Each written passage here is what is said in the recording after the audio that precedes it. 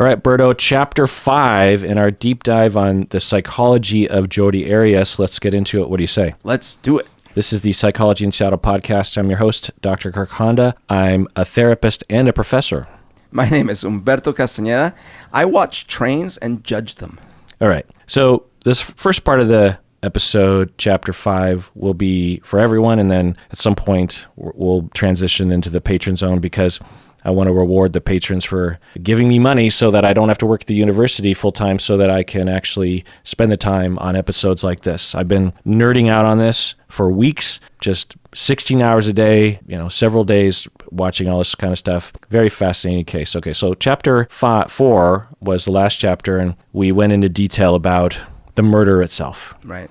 The events that we can definitely point to as factual, and then there's a lot of things that we can speculate as to what happened. Very brutal murder, lots of blood, lots of just horrible details, pictures that were accidentally taken while the murder was happening. And then she tries to cover up. She tries to get an alibi. She tries to act like everything's fine. She meets up with her boyfriend. And this is on June 4th when he died. And at this point, he was supposed to go on a conference call that evening for work, and he wasn't on that conference call, and people started to become concerned. So June 5th, I know last chapter I was talking about how the evening of the murder, she drove to Ryan Burns' house, but lower in my notes, it looks like it was the next day that she drove to Ryan Burns' house. So maybe she slept in her car. I don't know. But all that we talked about Ryan Burns in all likelihood seemed to have happened the next day. There are reports that he noticed she had a bunch of cuts on her hands, presumably from stabbing Travis, and she told Ryan, she's like, oh my God, you have all these cuts on your hands. And he would say that she told him that she cut her hands on broken glass while working at a restaurant called Margaritaville. And a detective testified in court that no restaurant by that name had ever existed in the Eureka area. So she's even lying about where she worked. She could have said a lot of things like, I cut my hands on broken glass at home, but because she's a pathological liar, or at least she lies a lot, or she's in a mode of lying, she said that it was at a restaurant called Margaritaville. At the time, Jodi was actually working at a restaurant called Casa Ramos. Am I saying that right? Yeah. Casa Ramos. So that's a very interesting one. She could have just said that, right? She could have said, oh yeah, whole bunch of glass broke. I was trying to pick it up stupidly. At the restaurant where I work, period. Yeah. Or at the restaurant where I work, Casa Ramos even. Yeah. Because is this person going to call Casa Ramos, hey, did this person cut their hands? Like, no, that's not going to happen. I like how you say I said it right, and then you proceed to say it more right. Casa Ramos. So Jodi would later testify in sort of rebuttal of all this, that after she cut her finger, she had quote unquote a bazillion margaritas to make at Casa Ramos. Uh-huh. So she's like, I didn't say Margaritaville. He just misunderstood. He said, because I told him that I had a bazillion margaritas to make. It's just interesting. Which, by the way, could be true, but given all the other lies, it's like, come on. Yeah. June 6th, she left Salt Lake City away from her new boyfriend, drove west to California. She called Travis several times and left several more voicemail messages for him. She also accessed his cell phone voicemail system at this point, and there's records of that from her phone calling, because you can tell what phone is calling the voicemail. She doesn't know that or didn't think it would matter. So June 7th, she returned the car, and they write down how many miles that you drove because they charge you by the mile, right? And it's a little more than Utah. Right. So 2,800 miles, that detail would be used against her to show her that she did, to show the jury that she did in fact drive to Arizona. But didn't she claim she got lost? Something like that. Well, I got lost in the desert. But it doesn't make any sense, yeah. The rental clerk testified that the car was missing floor mats and had red stains on its front and rear seats. Mm-hmm. However, it could not be verified that the car had floor mats when Arias actually picked up the car, and the red stains could not be analyzed as the car was clean before the police could examine it. So we just have the testimony of the worker. Hard to know. I'm sorry. It should just be a law that car rental companies, if they see blood, they need to report it to the police. Yeah, I don't know. I can't imagine anyone in that scenario following it or caring, because there's probably a lot of signs of blood or something. And I imagine the police would say, no, don't make that a law, because every cut that happens, we're going to have. All right, June 9, so this is 5 days after the murder. Having been unable to reach Travis, a concerned group of friends went to his home, including Mimi. And actually, this is 4 days later. This is 5 days later, June 9. Yeah. And he was supposed to have flown already out of town to go to the conference, and he wasn't at the conference. And so they find a key to his room, and they enter his room. And by the way, this is a point of confusion as well. How did no one smell this if they're roommates? So how did his roommates not smell this? Right. Because once you enter the room, it's, pretty obvious that something's going on. Well, so I think it's two guys that lived with him. Yeah. And, these are 30-ish, late 20s, early 30s, single guys. And what they would say is, we either didn't smell it or we did smell it, but confused it for something else. And what they would say is, in our house, we drink beer. We don't necessarily take out the garbage all the time. And to a lot of people, when they hear that, they're like, maybe to you, that's absurd. Yeah. But I've lived with a lot of roommates in my early 20s, and I can tell you that there's a lot of disgusting smells that just happen. Plus, personally, I've never smelled a decaying body before. Yeah.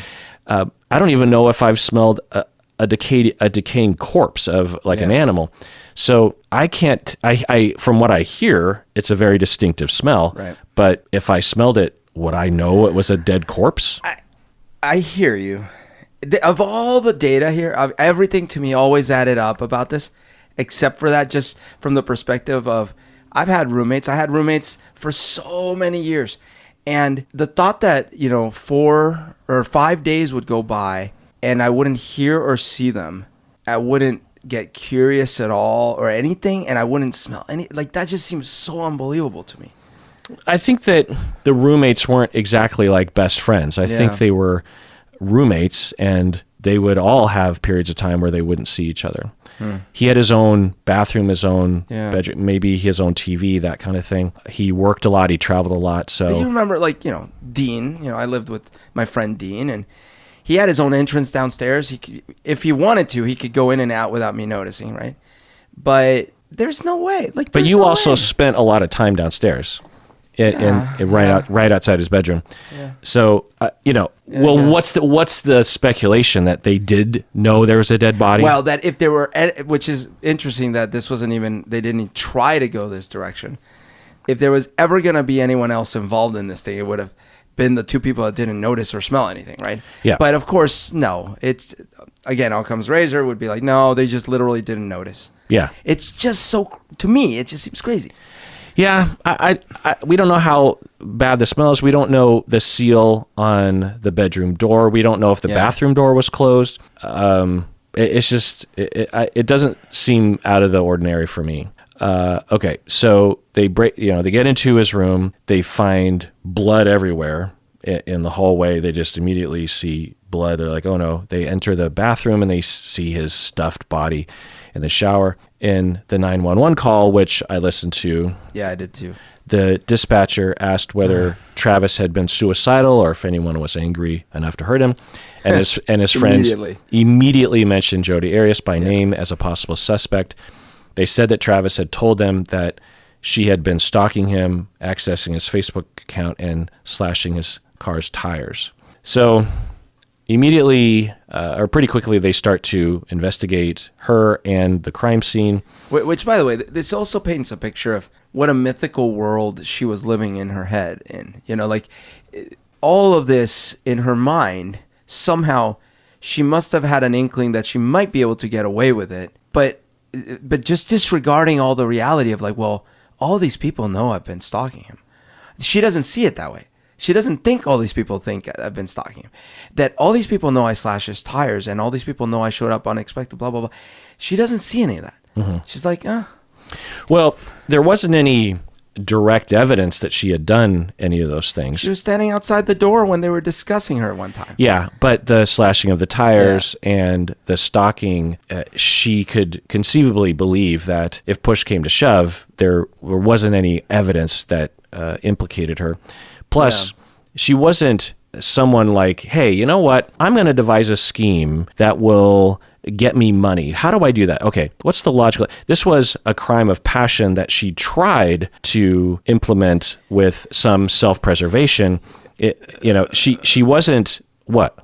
Multi-day planning. I mean, I'm not saying it was all well thought out. I'm just saying it wasn't like in the moment she finally snapped and No. But she made a decision seemingly a week or even a month or two prior to kill him. But my point is that the emotionality around I must kill him was very tremendous for her. Yeah. And so the push to do it wasn't like, the reason why I bring up the counterexample of someone saying, you know what, how do I kill someone to take their money? There's not a desperation there, right? It's not like she, in all likelihood, emotionally had to kill him. Not that she had to, but in her mind, she felt that she was left with no other option. Yeah, I must destroy him. Maybe even, as you were pointing out in the last chapter, before he goes on this Mexico trip and displays to everyone that he truly is over me. Totally. It's just, some of these annihilators in the last 10, 15, 20 years, they'll go in expecting probably to get shot by the cops or maybe kill themselves, And what I'm talking about is shooters, they'll go in, they'll kill a whole bunch of people and then shoot themselves, or like, okay, here's the cops, I'll just go out in a blaze of glory, or just shoot me, whatever. And you can imagine that there was not a huge fantasy in their head where like, I know how to get away with this, right? Right. And you're right that I think that the point wasn't necessarily to, quote, get away with it, because this wasn't trying to get money. At the same time, I still find it fascinating in a horrific way that it's like that she even thought she had a chance given all the evidence that she was leaving behind. Well, let's look at it. So I could imagine, let's say that I'm the ghost of Travis. Yeah. And I show up to Jodi, and after I yell at her and chastise her, I say, how do you possibly think you're going to get away with this? And, I could see her, I haven't thought about this, so let me kind of step into her mind at this point, given her point of view and what she has available to her in terms of knowledge. Because, she's not a criminal mastermind at the age of 28 or however old she was at the time. She could have said something like, well, no one saw me at your house, and there's no record of me even being in Arizona, and I have an alibi. I have friends in SoCal. I have Ryan Burns in Utah. So that's why all that happened. If people ask me why I rented the car, I'll just say that my car wasn't working, and they don't have any record of me at a gas station. So there's that. Now, she doesn't know or contemplate that when police investigate, they're going to look into a lot of things, including records of her buying a gas can. Now, she could argue, well, if they go into that, I'll just say I needed a backup, or I was buying it for a lawnmower at home. And they're like, well, there's also this burglary happening now. So, well, there's no evidence that I did that, right? But and I totally get it from that perspective. But that adds to my point of how, like, her worldview is so distorted, because she doesn't consider things like that his friends probably hate me. The first person they'll probably point to is me. That doesn't even probably enter in her brain.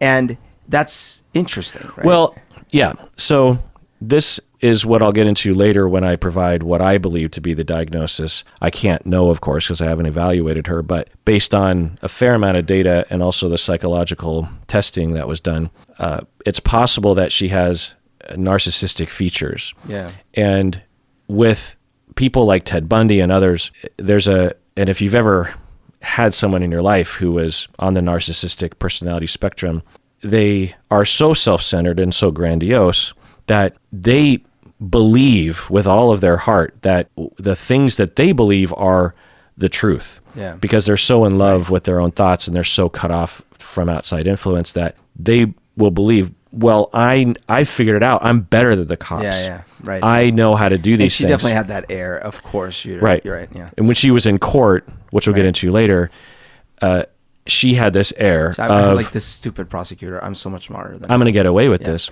No, you're right. It's just, I think about like if I was having this public argument like with some neighbor or something, let's say some big yelling match, like you let your rodents in my lawn or whatever people argue about, right? And then later, you let your rodents in my lawn. Yeah. And then later, tragically, this neighbor is murdered, right? Dude, I am immediately getting a lawyer, showing up at the cops' doorstep, being like, my client has this story to tell. He admits freely that they had an argument, but here's all the alibis, here's all the proof, here's all the thing.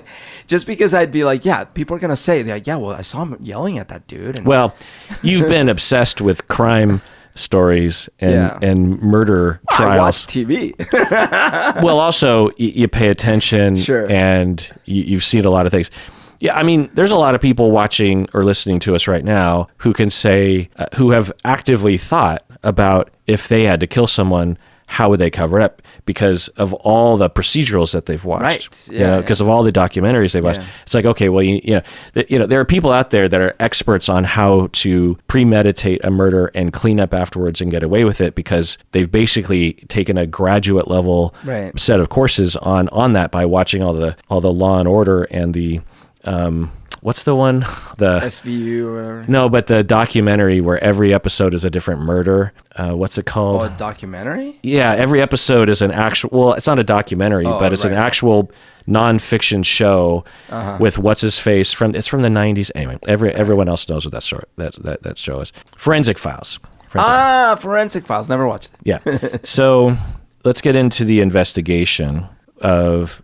So there's blood everywhere when the police arrive and they take pictures and whatnot. There's blood on the floor, the walls, the ceiling, in the bedroom, in the bathroom, all over the place. They investigate the body. They confirm it actually is Travis, and because his face is unrecognizable after 5 days of decomposing. And they count 27 plus knife wounds and very deep knife wounds in his body. And they also, eventually, they discover that he was shot in the head. Yeah, it was just interesting that it's so bad, like the head's so bad that you can't just like see that that's the case. Well, and also the evidence seemed to indicate that his heart had stopped when he was shot with such a small caliber. So there was no like blood. Yeah, it was a small entry wound, and I believe the bullet was still in his head, and so it took a while to discover that compared to all the huge knife wounds in his body. And the police and the investigators during the trial would say that this fit a profile of a revenge killing. Because what were the elements of this that would indicate revenge killing, bro? So I guess that there were multiple murders. Like he wasn't killed once; he was killed, stabbed to the heart. That would have killed him. It would have taken a while. It would have killed him. The cut sliced through the neck. That would have killed him. And then the gunshot to the head, that would have killed him. Right. Or at least, any one of these had a very, very high likelihood of killing him. Probably the slice through the neck was the worst. Right. It's overkill, literally, one of the qualities. And also the rage that someone is feeling. The number of stabbings. That it's hands-on. Yeah. For example, if it's self-defense, then you're going to see a different set of wounds, like... for example, maybe just one knife or one gunshot, because in self-defense, you're just trying to stop it. Yeah, usually you're just trying to end it. And if you shoot someone and the threat ends and you run away, or if you're doing it because of a different reason, maybe it's manslaughter, you're just trying to hurt them, you're just trying to I hate you in the moment, then you might stab them once or twice. Yeah. And then you'll stop because your purpose isn't to just completely, I don't know what the word is, but... erase them from existence. Yeah, you're so angry at the person that you want to kill them 10 times over, essentially. Yeah. I don't know how to describe it, but... Okay, so other things that they find are the sheets weren't on the bed and they're in the washing machine, haven't been cleaned. They find brown hairs clumped in blood, and they later will test the blood and the hair, and it's his blood, her hair. Right. They also find a palm print with her fingerprints, or at some place her fingerprints show up. I don't know if it's that palm print. And they, again, The handprint has DNA of both her and Travis. By the way, because the other thing is, this isn't 1991. This is 2008. So it's another thing where you're right. Maybe it's because I watched too many movies or TV or O.J. Simpson trials. But I'd be like, if there's even one drop of my blood, I'm done. It's over. Yeah, it appears that because she had all the time in the world to clean up. I mean, presumably she had 5 days. Yeah. Now, she was trying to skedaddle so she could have an alibi, but she at least had another hour or two to finish. And I think she was in a rush. I think she thought at any point someone could come in.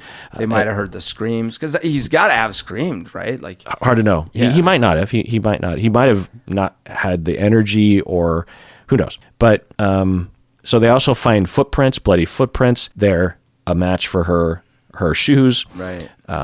And like I said, they find at least one fingerprint of hers. There's a digital camera in the washing machine, as we talked about, and she thought that she had deleted the photographs and or that the washing machine would destroy the memory, and they actually retrieved the pictures. Man, the cops must have been like, wow. Talk about handing me. Yeah. The pictures in particular. And also, they ask friends and family, and all of them will attest to lots of stories about Jodi stalking him extensively, that she was jealous, that he was trying to get away from her. So, all right. Well, let's take a break there, Berto.